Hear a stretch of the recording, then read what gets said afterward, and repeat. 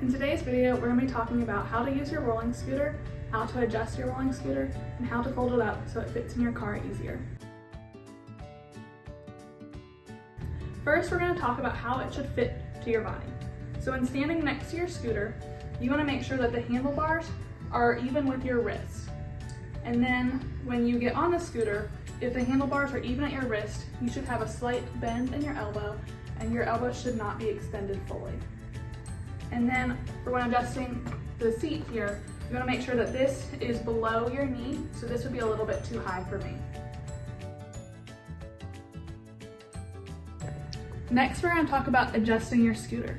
So for the handlebars, there should be a dial in the back, and you will unscrew it, which will allow the scooter to be lower or higher. Once you think you have it to the correct height, you will screw it back in.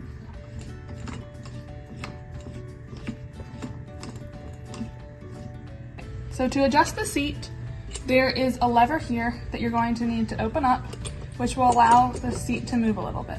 But before you can move the seat up and down, there is a pin here. So if you come to the other side of this pin,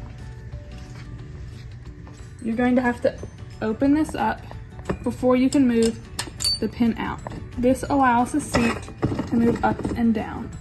Once it's to the correct height, you will put the pin back in, and then you'll need to close the lever again so the seat is secure.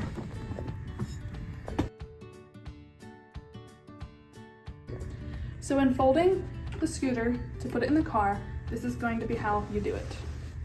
There's a lever here, you're gonna need to open it up, and then you see this pin here, we need to pull it to the side, which allows the scooter to be folded. To put the scooter back up, you're going to bring it up, pull the lever to the side so the pin is out of the way. It'll snap back, make sure the pin goes back through the hole, bring the lever up, and then make sure you close it.